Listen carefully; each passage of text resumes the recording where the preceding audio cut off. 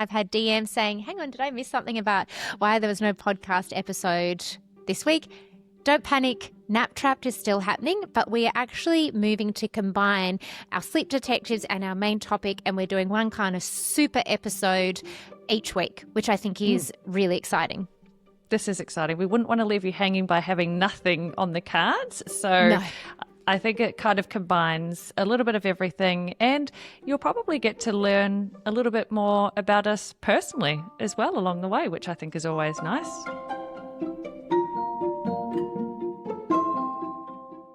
I'm Sally, the sleep concierge. And this is Beck from the Sleep Centre.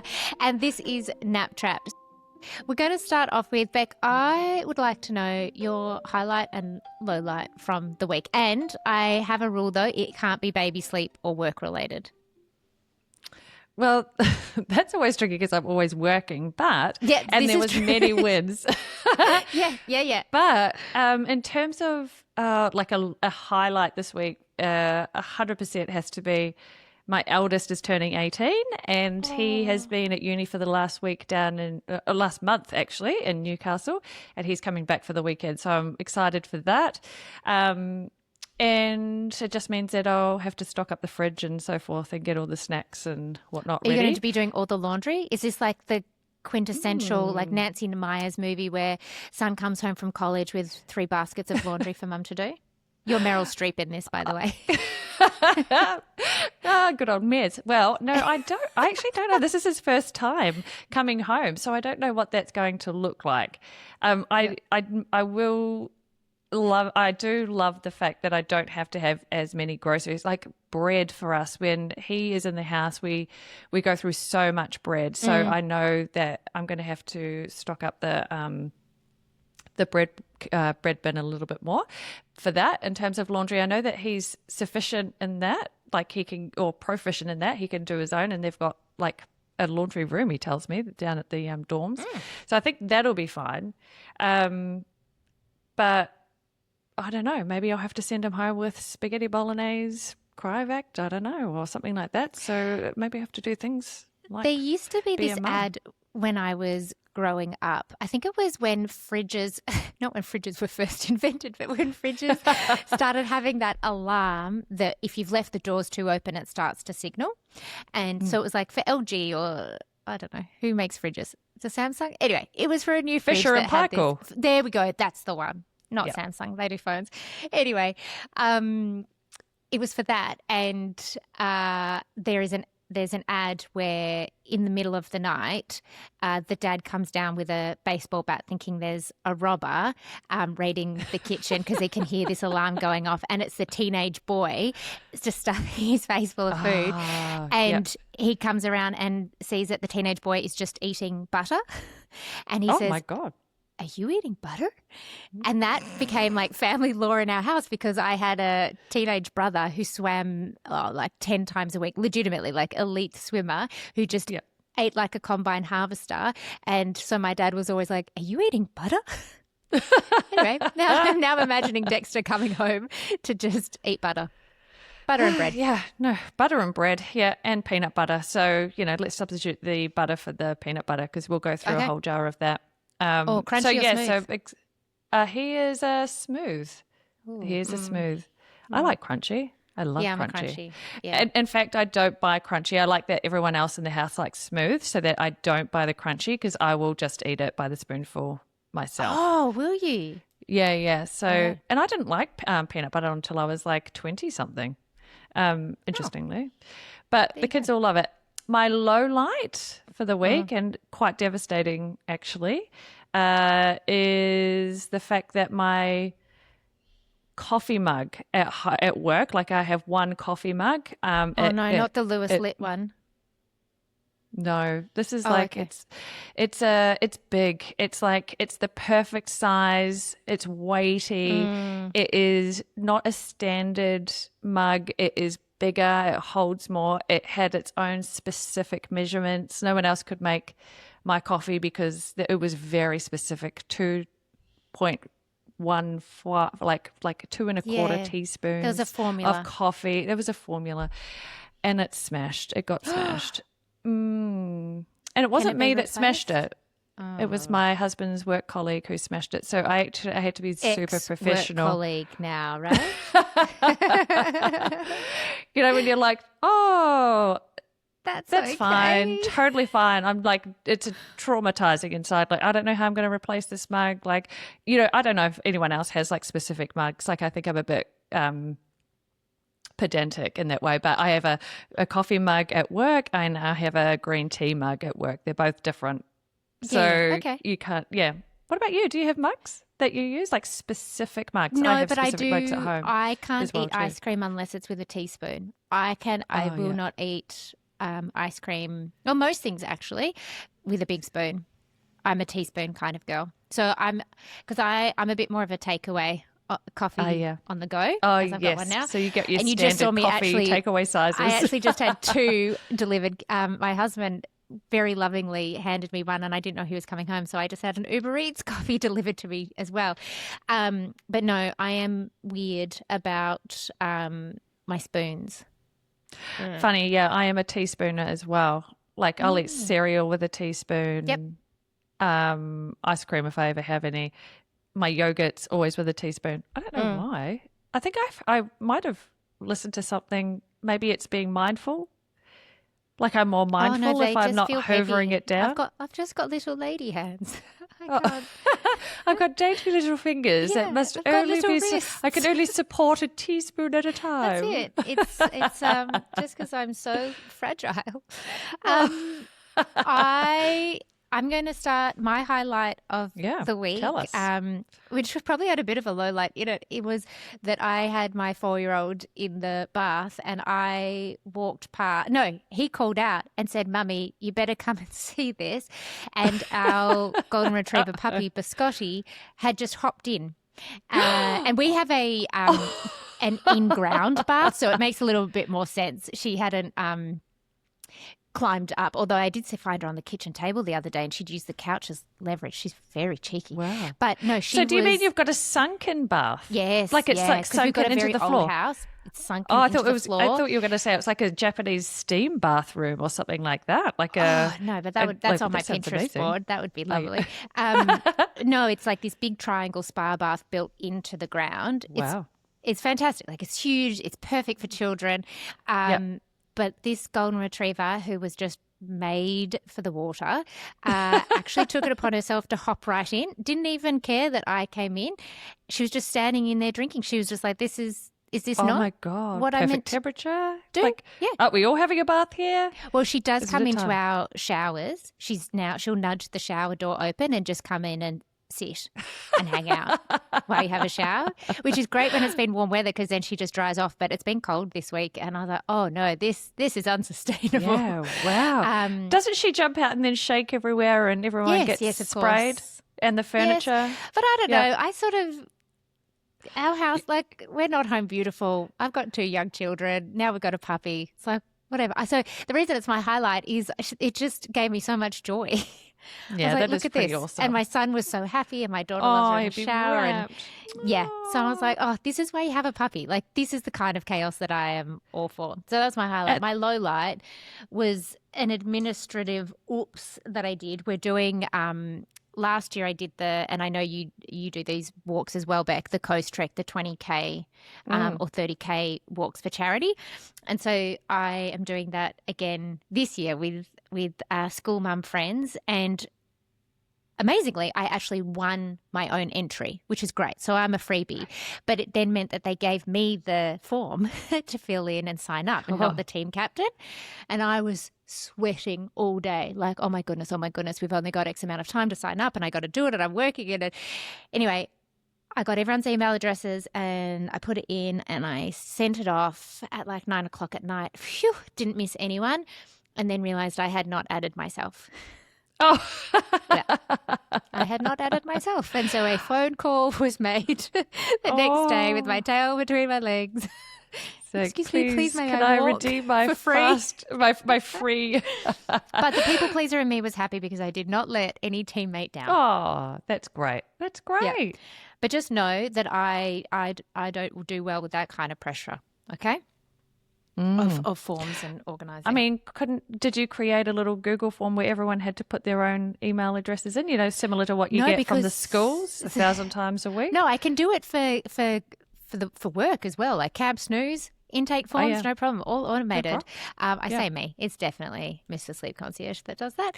But no, I totally dropped the ball, and don't worry, everyone, I am going. I have a spot. I'm back on the team. Well, we'll be watching with great interest with the nap trapped head cats. in your hams. Yes. Head in your called hams. the walkie-talkies. Yeah, when you're like, go, and I can't fix it at 9 o'clock at night. Anyway. I feel not for you. too shabby if that's my low line. Life's pretty good. That's administration errors.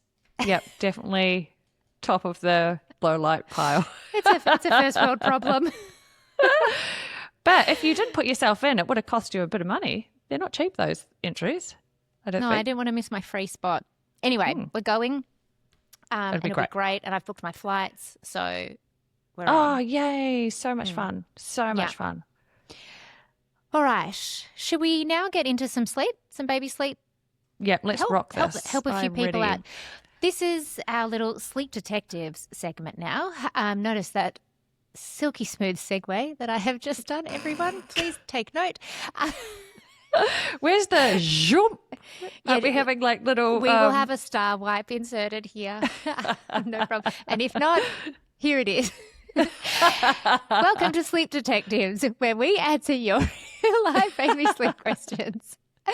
We actually have 2 questions from our Spotify comments that we haven't yet had a chance to respond to. So we thought, no time like the present. Let's do this now. So let's go straight in with, how do you ensure baby is hydrated between feeds? Do you provide a certain amount of water or breast milk during solids? I also struggle with my 10-month-old needing to nurse to wind down for naps because he is so high energy. So ultimately, I have a 9 a.m. feed I am struggling to get rid of, with anchored feed times at 7, 1:30 and 6:30 p.m. Let's put our detective hats on and pull this apart. Yeah, I mean, my initial thoughts with the question is that it's a 2-part question. It doesn't seem to sort of marry up and from one into the other. And the reason I say that is because the first part of the question is sort of more to do with the hydration side of things and making sure, baby is taking enough water in through the day and whatnot. And this really relates to babies that are taking solids at this age. So 6 months onwards, 5-6 months onwards. And we definitely encourage or see no problem with you offering bottles, like bottles or sippy cups or straw cups or whatever you've got going on, like whatever your baby is capable of managing. If you have little sippy cups of water available for your baby during the solids meal, so they can have a little sippy sip every now and again, totally fine. It's not going to impact their appetite for either the solids or for the next milk feed. So this is why we can confidently offer it at any stage. Likewise, during playtime or mat time, if they're on the play mat and they're sitting up, you could definitely have your water bottles or sippy cups handy for baby to find and start drinking. That would be absolutely no drama at all. So at any stage, water is totally fine. And if there's a hydration concern, that's our first point of call, really. I used to have drink bottles just in every room because I found myself having to cart it around. We'd go from the playroom to the bedroom to the high chair, and I thought, I'll just it's like the sisterhood of the traveling drink bottle. So I ended up just having one everywhere. And babies, particularly for this baby at 10 months old, they're really good at knowing their thirst. And if they know that there's one there and you've got it down on the mat, they're really great, even if it's just from play and then they end up getting some and then they think, you know what, I am a bit thirsty. They're really good at being able to read their own cues with that.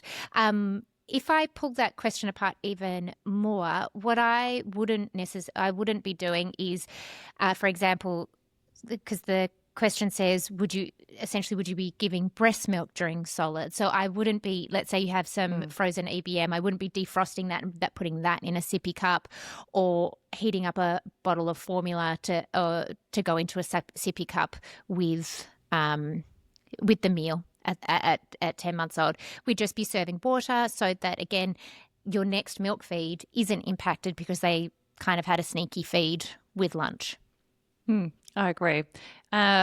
What is the go? I think there are times, as you have older little ones, where well-diluted juice can sometimes be appropriate as well. And by well-diluted, I mean like 10 mils of apple juice with 90 mils of water or even more. That's sort of like a little old wives' tale in terms of constipation as well. So that can sort of help. Juice. Sometimes recommend that. That's right. So prune juice, pear juice, apple juice, those types of things. Like just really, actually the pear juice was really good. It was from a tin. Do you remember them? Like at the supermarket, like there's tins where you could find them where you get like an SPC yes. fruit. Yeah. Yeah. So you could find it there. Like I always used to, if any of my clients, I was like, where you go get your guava juice for your cocktails in the morning, like your morning cocktails. Very exotic in Port Macquarie. Guava juice. Don't you have champagne and guava for breakfast? Gosh, but that's a guava mimosa. Beautiful. Yeah, it's so delicious. So delicious. I might try that. Yep, so yummy. Add that into my breakfast repertoire. Sorry. Yeah. Well, you can because it's a dainty champagne flute with your dainty for little my tiny fingers. hands. Yeah, perfect. So any of those just to sort of hydrate. Then the second part of the question was more around a wired baby. And feeding to wind down. Yeah. And this is something that's really common. This is what we come across all the time in our intake forms is variation on the theme of needing to take the edge off before a sleep with a breast or bottle. That's right. And so I think what that translates to is baby's very active and very busy and so forth, and the way to wind baby down or to prepare them and calm them so that they're ready for sleep is to use the breast as a tool to make them sleepy and super drowsy. And then they're easily transferred into the cot, maybe to do the last part of the falling asleep process for themselves, or maybe they are asleep already before they go in. I'm not quite too sure on what that question sort of relates to in that regard. But we can see then that even though this mum has the 3 anchored feeds in through the day, this one before nap 1 has popped in. And so technically now there are 2 feed to sleep associations going on throughout the day. So there's the one to wind baby down at 9:30, but also there is a feed at 1:30, which we put into the mix, but with the kind of proviso that there is a gap between the end of the milk feed and baby going down for nap 2. So typically we have a 15 to 20 minute gap between the end of the feed and going down. So it's really important to acknowledge that at that particular time of the day, we're not using the milk feed as a way to wind and calm and soothe baby off to sleep for nap 2. We're using it as a way to fuel baby up so that we know that they've got great calories to go into the second half of the day. So this is for a 10-month onwards, 10-month-old baby on this 2-nap schedule. So in terms of winding baby down in a different type of way, I would maybe consider a different type of bedtime routine before the nap and maybe elongating it. So you're going into the darkened room. So instead of offering a feed, letting baby or, get all the wriggles and giggles out and so forth. So lots of tummy time, playtime on the mat, all the things, get the last of the jazz out, and then moving into the room for 10 minutes of wind down in the darkened room. Books, cuddles, that type of thing, but just no feed. And then allowing an opportunity for self-settling to happen at bedtime or for the nap 1. What are your thoughts? I think it can. I think what can feel tricky for families is that because you and I would probably, we're going to sound pretty neurotic here, but I almost, if there is a close feed to wind down, I'm hesitant to say that a baby is then self-settling for a nap, even though they may be awake in the cot and they look like they are doing that. If, let's say, 3/4 of moving through the layers of falling asleep has been done by feeling drowsy already by a bottle, and then all they have to do is just the last little bit to drift off, for me, that's not true self-settling, which is no problem if it's working for you. It is a problem, though, if we've got other sleep issues and we're really wanting to nail self-settling. So I think what can feel intimidating is that the idea of this 100% awake that we are always aiming for. And so for me, lots of babies, my own included, are incredibly busy. 10-month-olds are really busy, really social, on the go, chatty, the whole thing. And so it's really normal for us to have a very wide awake baby, but it can feel intimidating to take away that crutch of, but I use this to take the edge off, and then they go to sleep.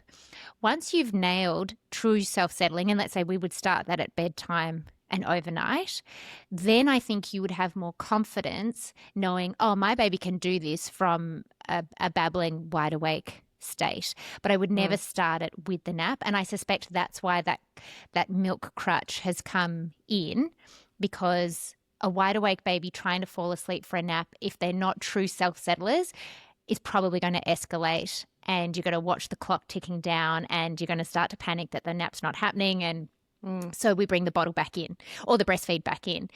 Instead, I would just make sure that we have this 10 out of 10 self-settling skill at bedtime and overnight. If that means that you temporarily have to be more hands-on during nap time, we do it in the pram, we do it in the car, just while we remove the crutch of those feeds and truly anchor in those 3 other ones.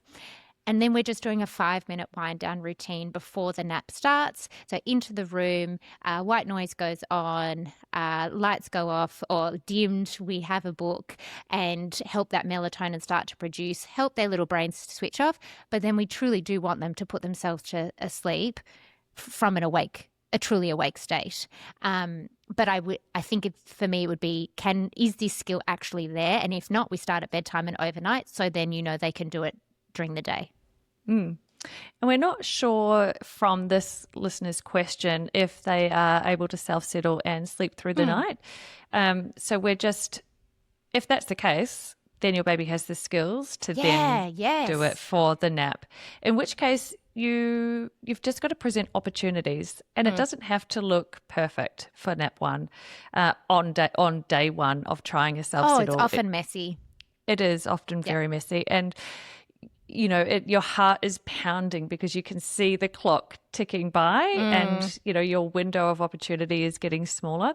But you've just got to back your baby in that moment that they can do it and provide the opportunity. If we don't provide opportunities for our little ones to practice, there's no opportunity for the skill set to develop and strengthen. So at some stage, there just has to be a moment where we sort of go, if we're not wanting to offer that feed at 9:30 and we need to move away from it, the only way we can really do that is by changing it up and not offering the feed and maybe doing something else. Yeah. Yeah, and I think that's a good point. I wouldn't even wean it. We're not going from a two-sided breastfeed to a one-sided. No, we just drop it and we're going to do something else. The other thing is we want to then protect the next feed and the next lunch. And if we've got these snacks coming in, then that in and of itself can also interrupt the naps. It's never about just the sleep. It's like a jumper. We pull the thread with these feeds, and there's all these other things potentially in the mix. Yes, but a great question, definitely. Thank you so much. Fantastic question. Okay, let's move on to the next one. Hi, Sally and Beck. Any recommendations on what to do if and when Bubs is ill? Do we still cap naps and stick to 4-hourly feeds, or how do we allow for more sleep and hydration to help recovery without undoing too much progress? Bubby's 4.5 months and has recently been able to start self-settling. Thanks. Well, amazing. Self-settling, yeah. Self-settling at 4.5 months, amazing. And I can almost feel like that, we don't want this to go backwards. Yeah. Like we've come 100%. So far, we've probably come through the 4-month sleep regression, we're onto a good thing, and then we get a virus. Well, especially since you can see that there is some work that's gone in and some really thoughtful work about how they're structuring their day. So they've The got the capping naps and naps, the 4 hourly they've got the feeds. feeds, Yeah. sleeping so well overnight.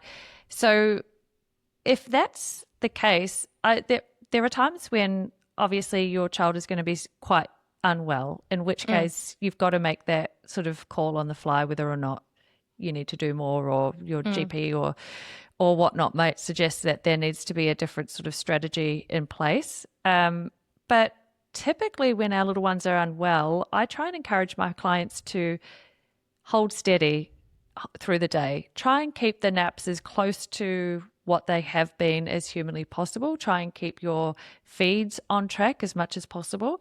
And the reason why we do that is because I'm always trying to encourage the nights to be as good as they can be. And we use the nights for big, long, chunky, restorative hours of sleep where our little ones can then recover. And if we go a little bit skew through the day, I'm not talking about, like if you go 5 or 10 minutes either side of a nap, whatever, totally fine. Yeah, sure. But the key is if we hold steady on the naps through the day and everything looks fairly similar and the feeds are fairly similar each day, you'll go into the night thinking, okay, everything through the day, even though Bubby was really snotty, really unwell, there's a bit of a cough, yada, yada. If you go into the night and you've ticked all the boxes in terms of not overtired, not undertired, great sleep pressure, great milk feeds, she is or he is a little bit unwell, let's go into tonight with all the boxes ticked. Then when you go into the night, you will know that if there's any wakings that happen, it's not because little Johnny had a 4-hour nap in the middle of the day and wasn't able to manage the third nap, and so now we've got a big long wake window to bed and so forth. The only thing that you can think of in that moment if little Johnny wakes at 9 o'clock is because of how unwell he is. You're not thinking about the missed nap and the 4-hour middle of the day nap. So if you have this ability to go into the night on a really good wicket, it kind of gives you that moment in time to ascertain whether or not the wakings are caused by baby maybe getting worse, in which case you can act quickly, like knowing that there might be some pain relief that needs to be offered or some assistance or whatnot, rather than sort of a bit of guesswork, in terms of, oh gosh, well, the day was really off, naps and so forth.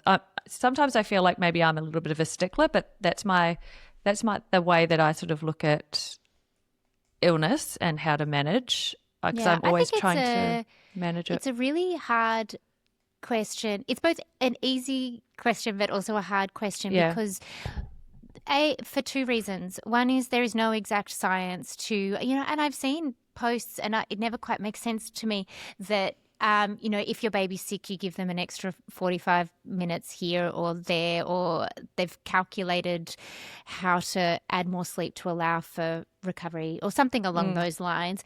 But the other thing is that sickness is also incredibly subjective.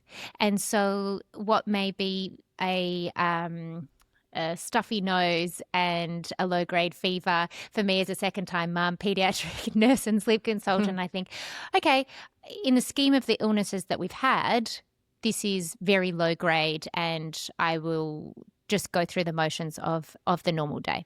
But in saying that, that's very different from RSV. And as your sleep consultants, we're not there. We can't see baby. We can't feel them. We can't see how wet their nappies have been, how much their intake. And so we can't give you a specific recommendation. I am absolutely the same as you, Beck, that I don't plan on changing anything and then I react if needed. And I think two things I'll say on that as well. If we changed, and I had both children that went through childcare, so we had viruses galore over the years. Yeah. If we changed everything because of a virus, you would never get on track with sleep. The nose doesn't stop running. Every second week there is a low grade fever, and particularly my second, that's his telltale sign. He has a fever. My daughter, I went years without her having a fever. He loves one. It's the same with teeth. if we stopped because of every tooth, we just never get good sleep. Yeah. I'm also a big believer that you need sleep in order to recover. What do we want to do as adults when we're not feeling great? We want to go to bed and have a big sleep. So I sort of I react. I very much pay close attention, but I don't anticipate on changing anything until something needs to be addressed. I also absolutely appreciate that this baby in this question is 4.5 months old. This could be their first virus too. So that can feel a bit overwhelming. And so you don't necessarily have the spectrum of RSV and gastro over here and refusing all feeds and no wet nappies versus the sniffle that may be very low grade once you've experienced the joys of a petri dish of a baby and toddler and child. Yeah. I also think you and I, Beck, we have a very low threshold for pain relief. I know that we would go in with Panadol and Nurofen. We both feel very comfortable with that, and not every family does. That's equally okay. So it's also just having context around that about could baby actually be feeling uncomfortable with this sickness, and maybe things do need to change. We will be the first to say, you do whatever you need to do if you've got a sick baby, But we go into the night. I would go into the night not planning to change anything and then just review. I think also it's sort of, you've got your structure to the day that you're going to try and work towards and whatnot. And if it works, it works. In these scenarios, particularly say with a 4-month-old who obviously can self-settle and so forth, these are the moments where if they're finding it hard, you will 100% be okay to assist. When you've got a great baseline. Yep, that's right. So we're happy for you to assist and do all those things and offer the comfort and the reassurance and so forth and sort of muddle through your day to get the great naps in so that you can support the opportunity for a great night.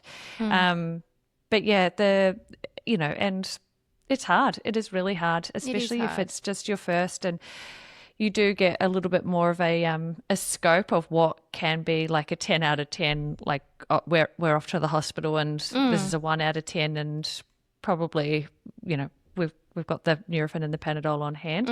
But it's hard in the beginning because you don't have that. So I think go in, like you said, Sally, we just go in aiming for a great bedtime so that baby and toddler can rest and recover overnight in a really great way. Yep. And then we pivot. The other thing is that if you've got a great sleep training technique, you'll be in there the whole time. You'll be able to feel them. Are you febrile? Have you vomited?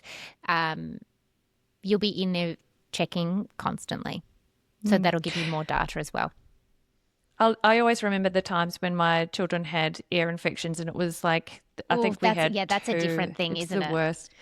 Yeah. But I just knew, like, they went to bed totally fine. We'd done the usual day and whatnot, but then because it was such an unusual wake, and the scream, you just know. Yeah. And I'm not even trying to resettle at this point. I'm up. I've got the pain. I think I had pain stop back then. You could give a 2-year-old pain stop. And we had the pain stop and whatnot. And I was just sitting watching TV and letting it all play out until it was time for him to conk out, or he did conk out. Rather than, I think this is also key too for families who are struggling with little ones that are unwell. Sometimes it's better just to not fight the settle. Sometimes it's just a case of just letting it play out until they're ready to go back off to sleep. So it can be really hard at times if you're in the nursery trying to rock and hold and pat and cuddle and so forth, and it's hard. It's really, really difficult. Sometimes it's just a time thing. So hats off to everyone doing it. Yeah, ears are a different thing. Ears, you and I might sound like tough crowds around all the other viruses, but ears are a real thing. And I can even remember I've never bed shared or co-slept or had children in my bed.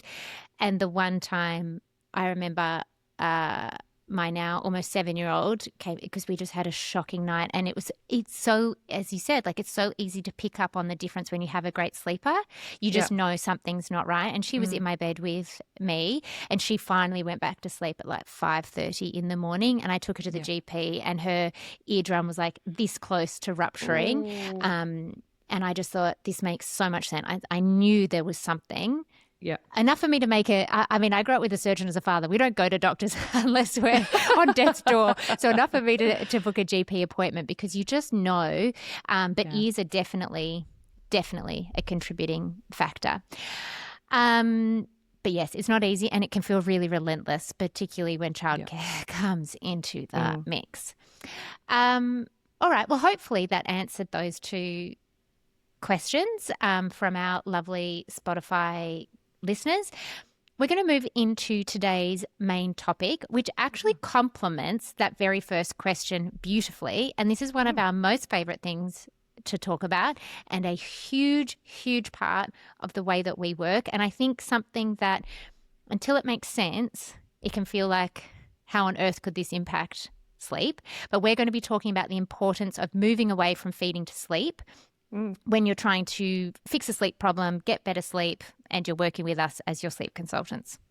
There's so many layers to this, the understanding behind moving away from feeding to sleep, and each one serves a different purpose. So it'll be great for the listeners to hear all the reasons why. So I think one of the things to start off with, and we're seeing this in real time with our clients in Camp Snooze, and also just our one-on-one clients, is that, and Beck, you say this all the time, and it's so true, that 75% of baby sleep work is the day, and then the rest is the sleep training technique that we just add in to bring it all home. And part of that is the working to spaced feedings. And time again, we will hear from families that before we've even started sleep training and teaching self-settling at bedtime and doing all of that, we move to these beautiful anchored full feeds. We move away from feeding to sleep. We move away from 2 top-ups per wake window, move away from snacking. And what do you know? Baby has already gone from 8 wakings overnight to 4, purely because they are now hardwired to wake less. They have a fuller tummy. We've given calories back to the day, but also we've just changed their body clock to expect feeds at a different time rather than every 2 hours during the day. And that's before we've even sleep trained. And because they're so tanked up with nice, big, full, completed feeds, they are so much more receptive to falling asleep in other ways other than feeding. And for so many families, like, it's such a big crutch. And, you know, the feeding to sleep it works quickly. You know, I could just whip a boob out. I could whip the bottle out. We get it done. Everyone is hunky-dory. But the problem with that is that a lot of little ones don't tend to stay asleep, and they don't tend to stay asleep for a couple of reasons. And by moving to spaced feeding, we can eliminate those reasons in one hit. So one of the reasons that a baby will fall asleep and then maybe wake up, they don't stay asleep when they've been fed to sleep, is because they're continually topping up. So if they're being fed to sleep, they're hungry, but they're not necessarily ravenous, and then they're going to just have a quick little tiny feed just to get off to sleep, but they're not going to complete the feed. So they're kind of just topped up just a little bit. But then, you know, come 45 minutes later, maybe they're ending their sleep cycle and maybe they've got a little grumbly tummy. They're just sort of saying, well, you usually feed shortly. Like, if you're feeding every couple of hours, like, you know, you're starting to feel that appetite again, that hunger is starting to come into play. It can be really hard for little ones to move through into another sleep cycle if they're expecting another feed to be coming up pretty quickly.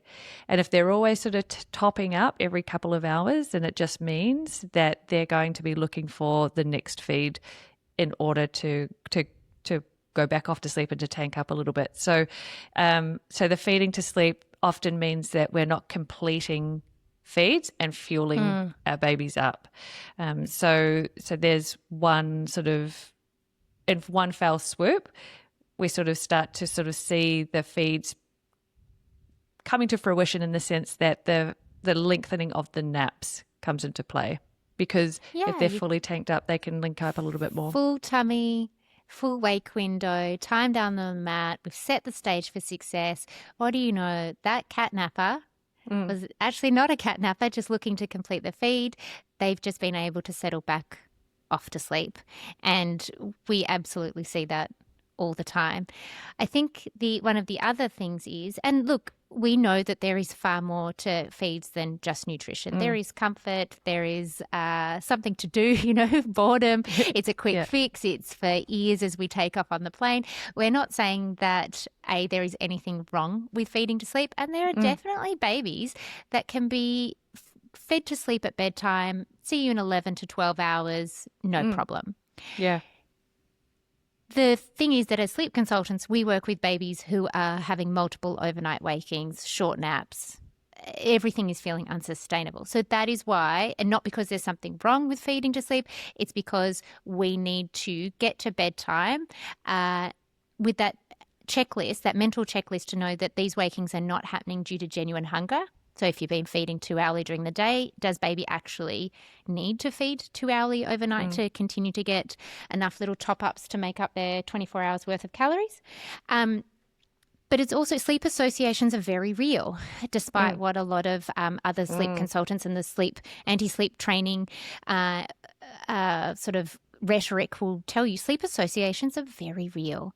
And so what it would suggest is that for a lot of babies that are feeding to sleep, there is also an element that they look for that at the end of each sleep cycle, maybe even every couple of hours, in order to say, hey, I'm awake between a sleep cycle. I have no idea how to do this on my own.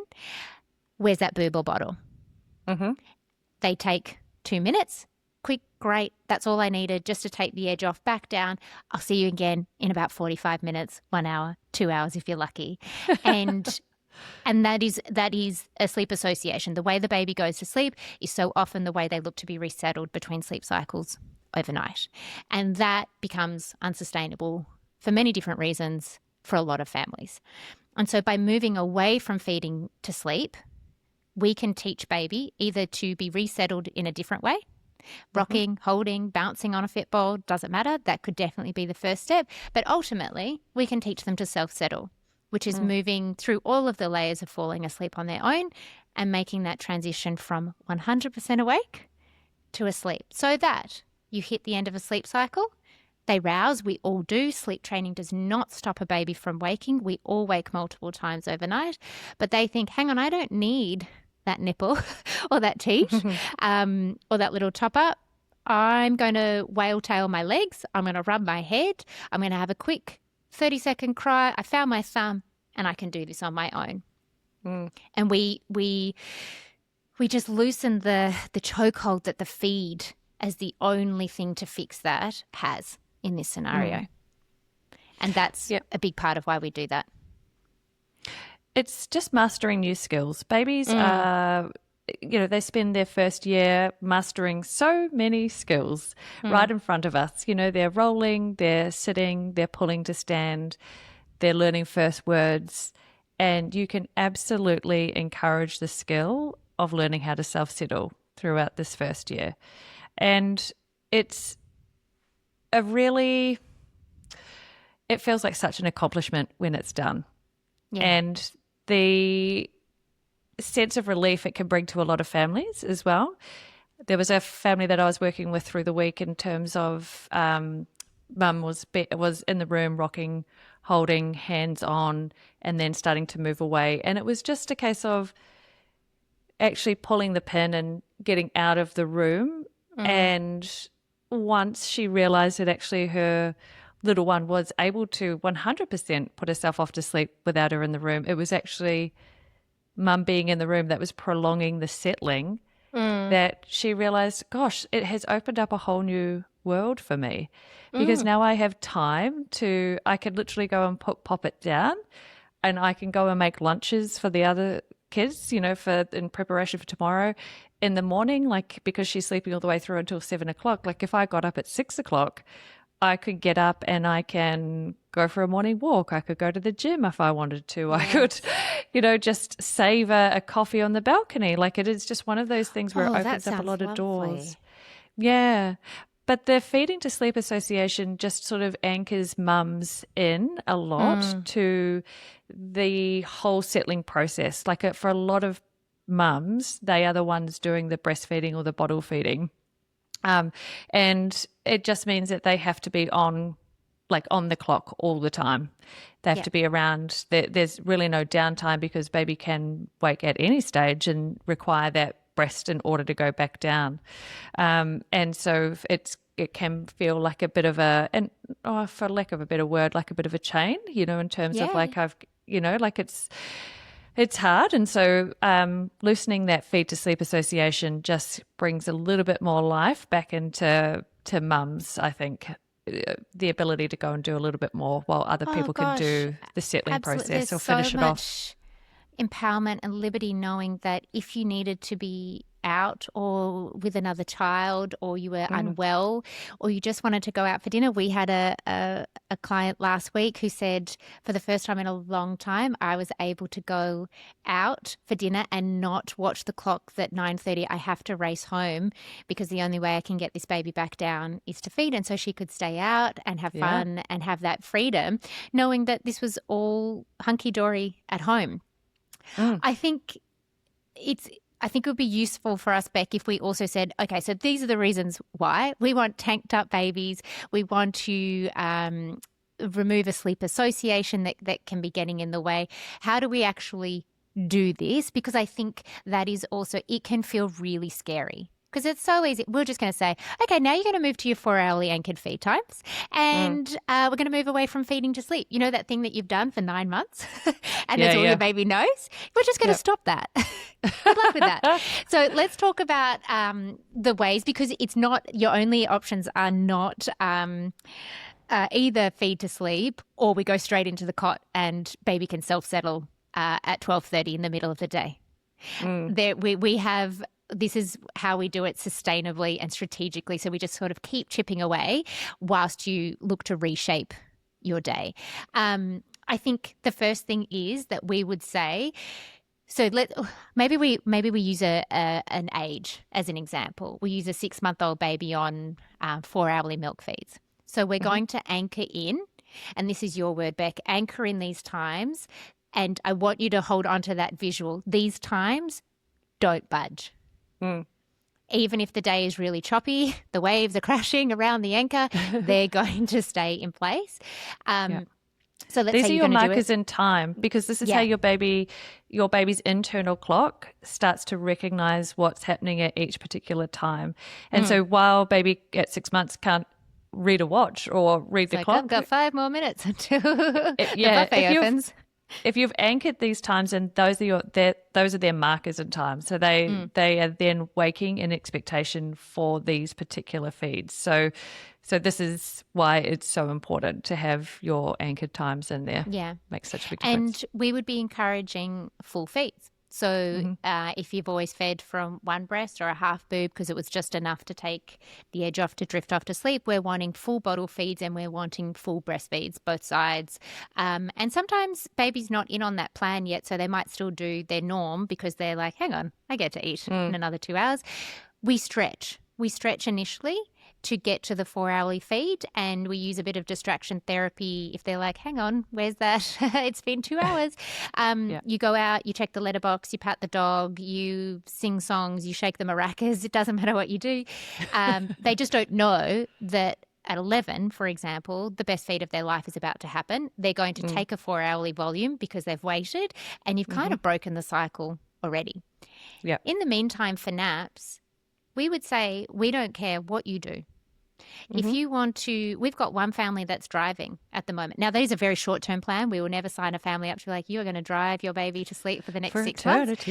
No, this is a little circuit breaker, because what it means is that they can rely on the motion of the car rather than the feeding. And we've just swapped sleep associations. We're gonna layer them on. We're going to sleep association stack, whatever you want to call it. You might move to rocking. The pram inside, the pram outside, the dark cover, white noise, all of the things. We don't care. We just want to do something other than feeding to sleep. And it could be messy.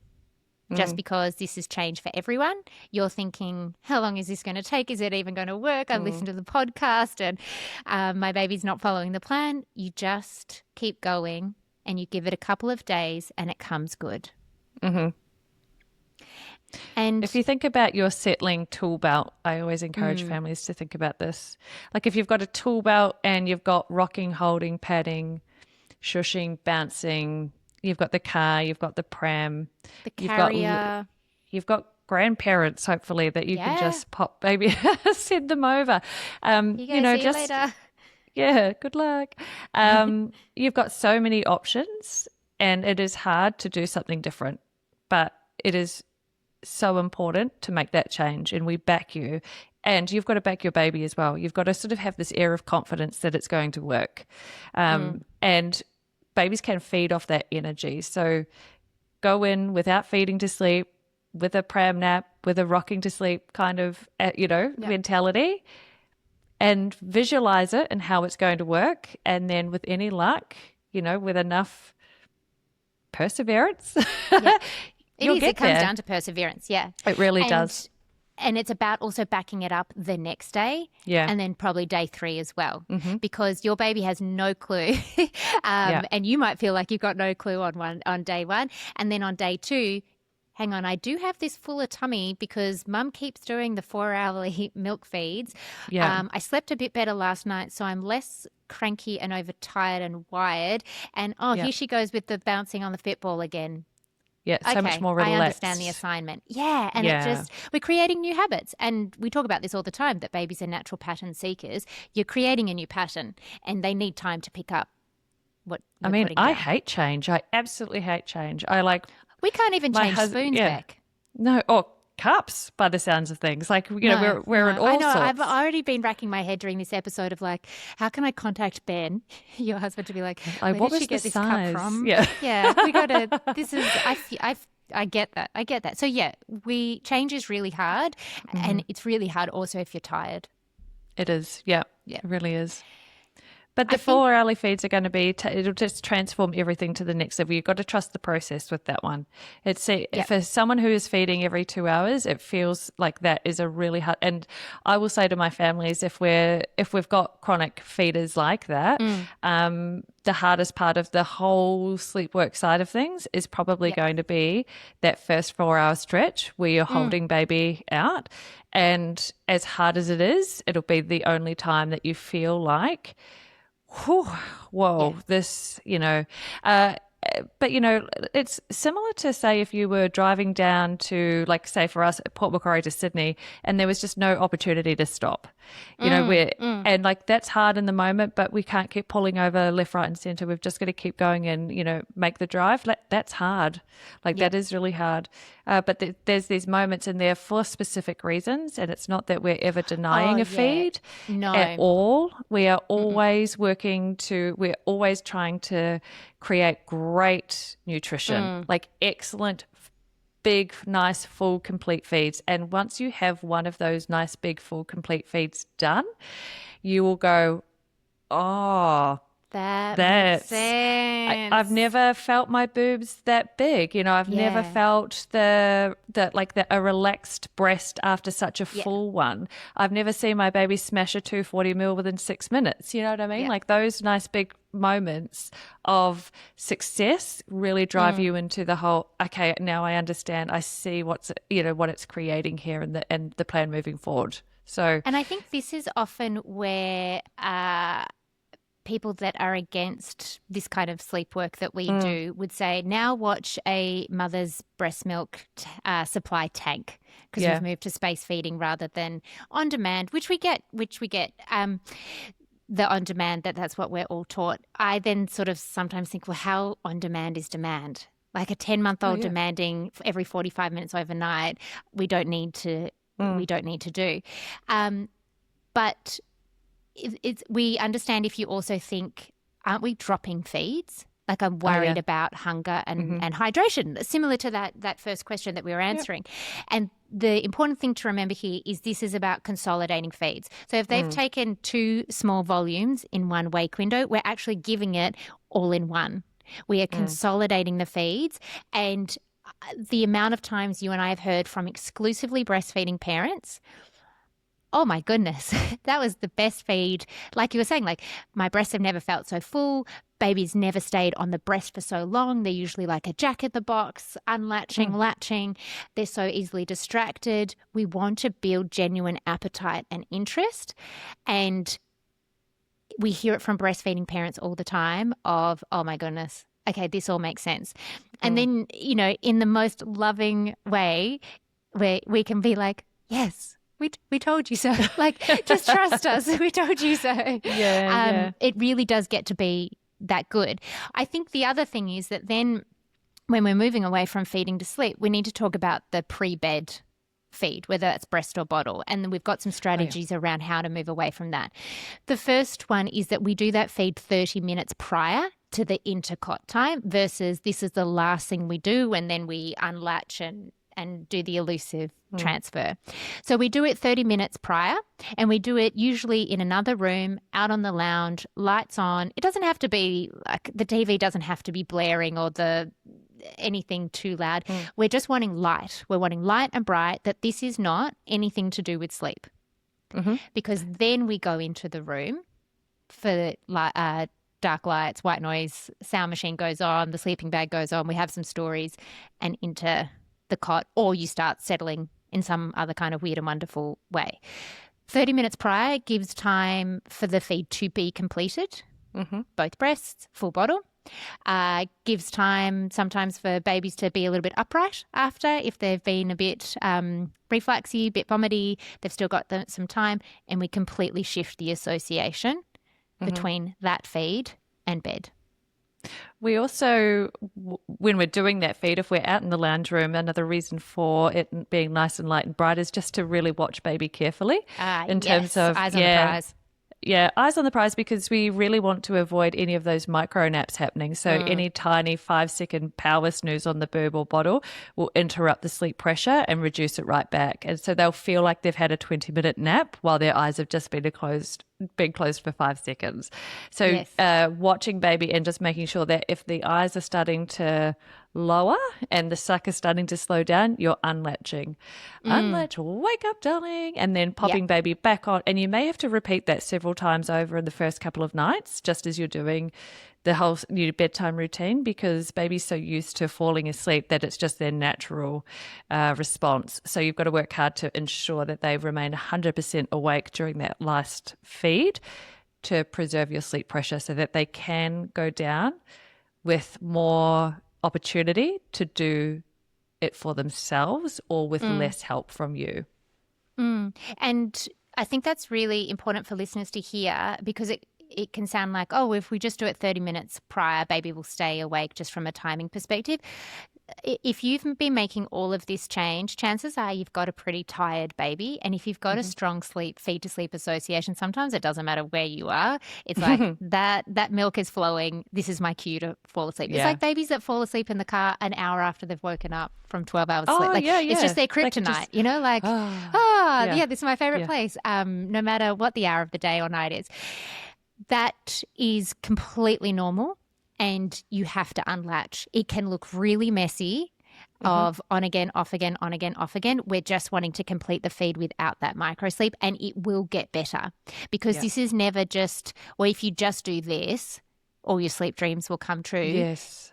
It was part of the bigger plan, but this is where we start, and it's an absolute game changer. Agreed. And then I guess from there, I know we're going to go into the bedroom, but if you've got a baby that has teeth, we're definitely cleaning teeth after that Go and milk brush feed. toothy pegs. Yep. We're going to protect the beautiful teeth by taking all the milk off so that then we've got nice fresh mouth going into bed. That's a very weird description. Fresh mouth. I'll get that on your next mug. Yeah. So we're going to clean teeth, and then we're going to head into the bedroom. Again, just to create that gap between the milk feed and bedtime. And this serves a couple of purposes. So this gap of going in and putting the sleeping bag on in the darkened room. So we've just got a little bit of light at this point, just to illuminate enough space for a book to be read, but nothing so bright that there's spotlights on anything. It's like a nice little glow. So sleeping bag and then books. Now this is separating the feed by going into the cot by 10 or 15 minutes. We're also building sleep pressure. So right up into the last moment before baby goes into the cot, we're using the correct wake window. We're also in this moment using a little bit more touch and connection. So really filling baby's love tank up. So We really, love that. Yep. yeah, it's really great. And then who doesn't love reading books to babies and so forth? But equally, if they're not into a book because they've got the wriggles, then you can do something else as well. It doesn't have to be book reading. It could be sitting and, building a stackable puzzle, or it could be, playing with some soft It's a toys. very highbrow baby. It really is, isn't it? Sorry, let me just whip out this maths calculation down the living room. Oh my God, this 3D puzzle I've been working on. Yeah. Pi to how many decimals? Which actually reminds me of the pi calculation going around the edge of the classroom at high school. Did you remember that? No, I dropped out of maths as soon as I 3.179? could. Hence why when people ask me for sleep schedules on the fly, I actually need to write it down. I have to take a pause. I have to see numbers. But we're doing all that work. It's all working for something. There are so many layers to the bedtime routine that have the elements are there for specific reasons. And so once we sort of do all of that, then we know that we've primed baby to ultimately have the best chance of going into the cot and doing more work for themselves, whether you're using a technique or you're moving away from a particular assistance method and doing something differently. So everything is there for a reason, but the bedtime routine is super important, and the sequencing is our jam. Like it really is. Oh, absolutely. We are neurotic about that. We will pick it apart in your sleep logs so that you don't have to second guess yourself. You don't have to even make a decision of what to do when and how and what comes next. And it's conducive for great sleep. If you've then moved on to your 4-hourly day feeds, you mirror that overnight. So instead of going from your 1 to 2 hours every sleep cycle, I feed back to sleep, you can be rock solid in your confidence that I'm just going to mirror this overnight. Baby has got that hardwired in, and then you can do something else in between, whether that's your sleep training technique or the rocking, holding, shushing, bouncing, patting in between, and you anchor in your 4-hourly night feeds, and all of a sudden you have just gone from 8 night feeds down to 2. And rinse and repeat. We start to move away from reverse cycling and getting all those calories at night. Baby's like, oh, I had these 2 great feeds overnight, but I've had to go 4 hours. 7 a.m. comes around. I'm so hungry for that breast or bottle. And you will just see, it's like a domino effect, but in a good way. It just starts to make sense and it all falls into place, and it does not take long. And organically, you start to see a shift overnight in those next few nights of you're getting longer stretches without having to do a lot of sleep work at all. So, and we're all about that. We're all about minimizing tears in every single way. And hence we have our strategies and they work. There's no other way to say it. The work. system works. That's what people literally said. The system works. Yeah, this is why we're still here. After all these years, we're really. I sent back a message the other day after you were reading all of these incredible sleep wins. I was like, "Hey, Beck, I think we're really good at this." Yeah. we should keep doing this whole sleep thing. Well, I think sometimes we actually need to hear it because I think predominantly you'll hear, in the social media world, it's the anti-sleep trainers who are the loudest. It's not the sleep consultants that we're just buzzing around doing our thing and we just don't like to rock the boat at all. But it's the anti-sleep trainers who are out in people's ears and just very vocal about how crazy we are to even think that overtiredness is a thing. Things like that. It's just so even more so, the fact that you trust to listen to us or work with us is just huge, because we know how, oh my goodness, you need earmuffs on for how loud it is out there. The other thing that I think it just goes without saying is your confidence will get such a boost. If you have done this great double-sided breastfeed, let's say at 6:30 p.m., or they've smashed a 240 ml bottle and you get a waking 45 minutes after bedtime, you yourself, you don't even have to listen to us to say you're going to know this is not hunger related. And so that doubt is gone, and that is a huge goal of ours, is to support you in not letting that doubt creep in, because you'll know, you've seen it, you felt it. Yeah. Not hunger related. And you've probably got no milk left to offer. Sorry, I need 4 hours to replenish. And then what do you know? You probably resettle that and they don't wake for 6 hours. And that happens all the time too.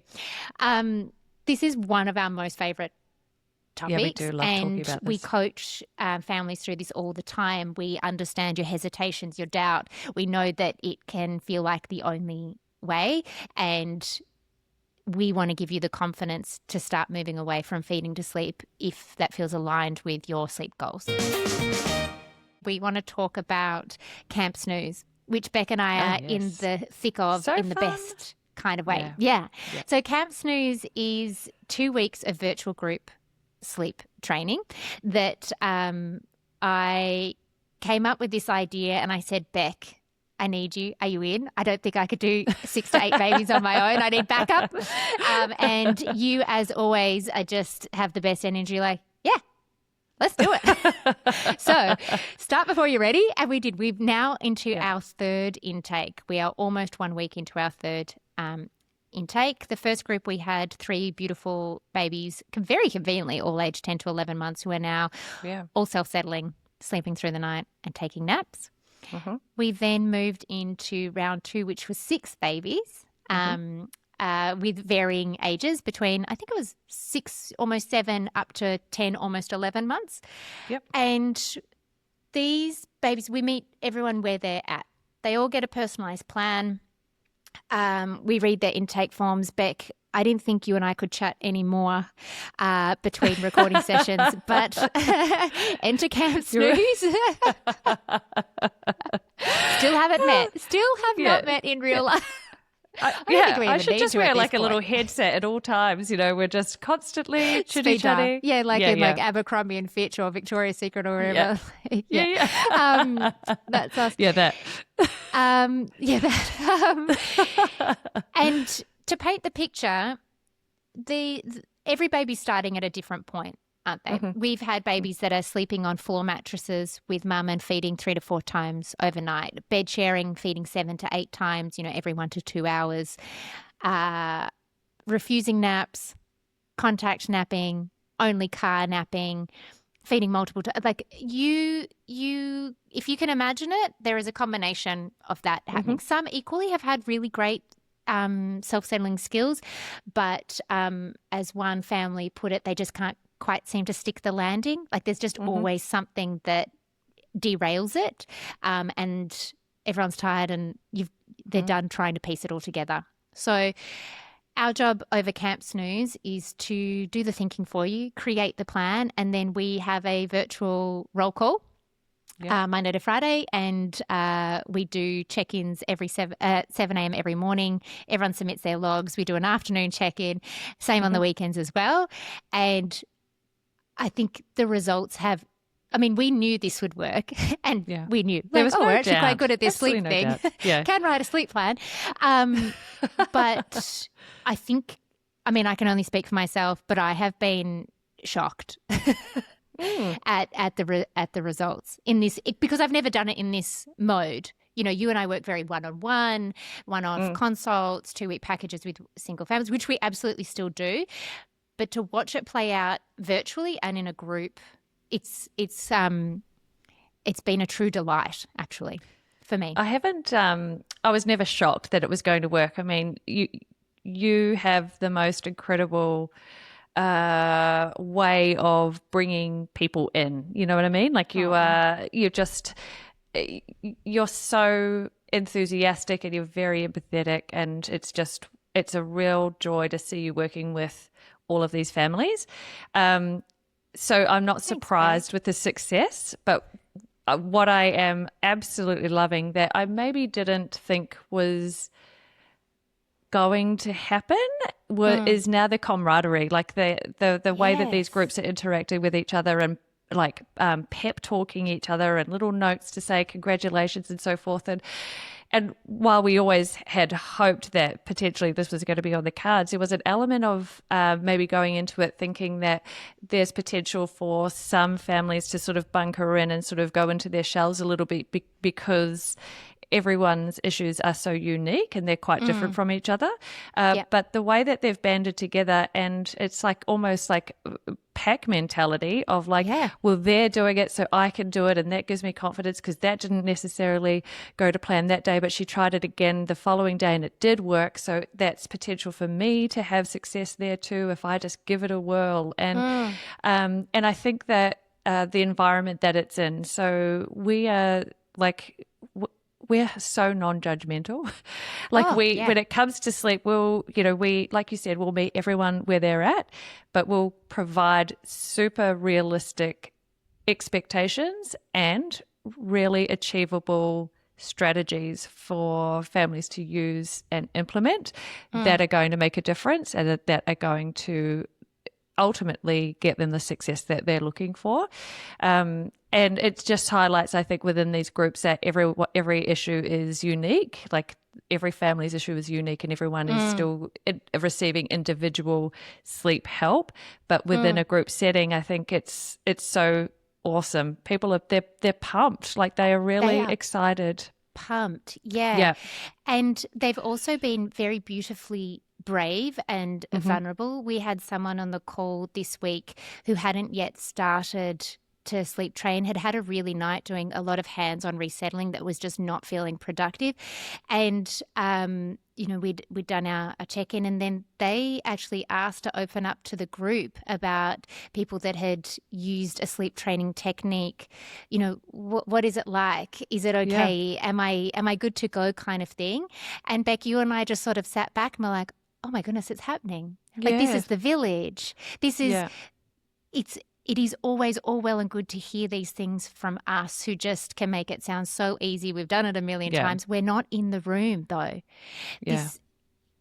And they just chatted it out. And then what do you know? The baby falls asleep in 35 minutes, sleeps through the night with one small feed in the morning. And everyone at 7 a.m. is sharing, celebrating, waiting. And I mean, I sound really dramatic and maybe I'm too invested, but I had genuine tears. I've cried on both camps now for good reasons. So emotional. I was totes emotional. But I was like, oh, this is what we hoped it. This is what I hoped it would be. That it's kind of infectious, isn't it? The wins and the successes, you get to know each other. It kind of felt like a breakup where we said goodbye to the first two rounds because we're so intertwined. We know babies' names, we know siblings' names, we know what they're having for lunch and dinner. And we've been able to factor in pub dinners, grandparents looking after childcare days. We help you manage the real life as well. And in that last intake of 6 babies, from self-settling babies that could self-settle but chronic overnight wakes to catnapping and the mattress, every single baby now self-settles, sleeps through the night without a feed, and these babies dropped them organically, and we helped nudge some out if they're a little bit more stubborn, takes cot naps, self-settles, and not only that, parents have had coffee in bed by themselves, have had an hour in the morning to wake up. One mother wrote, it's just nice to brush my teeth and have a wee before the baby wakes up. Mother's gone bridesmaids duties. Bridesmaids duties, being able to travel, nights away. The whole thing. It's been incredible. Yeah. It's so lovely to watch and to be a part of, and I'm sure there's going to be many other parents out there sort of thinking, gosh, that sounds right up my alley, and we are right here to receive you and put you into the next camp and do our thing, because you'll notice that there are so many families that are in the same boat. They're really struggling. That's the other thing, need help. It can feel so lonely, and then you turn up and you're like, oh my goodness, it's not just me. There's nothing, I'm not broken, my baby's not broken. And you and I are like, no, Yeah. But not only that, like, look, it's fine. Yeah. We're all just doing this and we'll just keep chipping away. Also things like troubleshooting, swimming lessons, picking kids up from childcare or after school. Like these are the moments, like when you're doing like a 2-week camp snooze, your real life pops in. You're not just and it's that troubleshooting that I think is super helpful for families to sort of navigate their way through. Like in real life, how do I manage all these things? And you've got to be able to manipulate or pivot and manipulate your day or pivot at times to be able to make things work. And in these moments, you get to have a crack at it. And if it works, it works. If it doesn't, we strategize and we come up with a better plan. We catch you on the next we're there to catch you and figure it out together. Today's group, even, we're starting a little baby solids cookbook club in the group chat because everyone's sort of like, oh, hang on, I got to do meal prep now. And so we're going to encourage to share recipes and people showing which books they've been using and for their different ages and stages. It's been really, really beautiful. And we have no intention to stop. It's been a huge hit. If you're listening to this in real time, our next one starts on February 23rd. And all over the globe as well. Yeah. Like we've got it's not just Australia. In this one. Yep. Yeah. We've got Canada, America, Papua New Guinea and Australia in the current intake. So if the time zones work for you, they work for us. So definitely if you're looking for that level of support, both from Beck and I, but as well from the group, then Camp Snooze is the perfect place and we would love to have you, and I'll probably cry for you as well. Guaranteed. We need to stock up on tissues. This is where it's at. Mr. Sleep Concierge needs to add those to the grocery Kleenex, list. you can sponsor Camp Snooze, please. Oh, yeah. We'll add that to the list. But no, it's been absolutely fantastic. And thank you, Beck, for just being the ultimate yes girl and hype man energy that I'm always needing. Maybe the sleep wingman, the wing woman. Work wife, whatever you want to call it. I will buy you a new mug. Oh, yeah. To show my appreciation. I'm going to look on Temu for the specific sizing now. Yes. Yeah. I'll get you a spoon to match.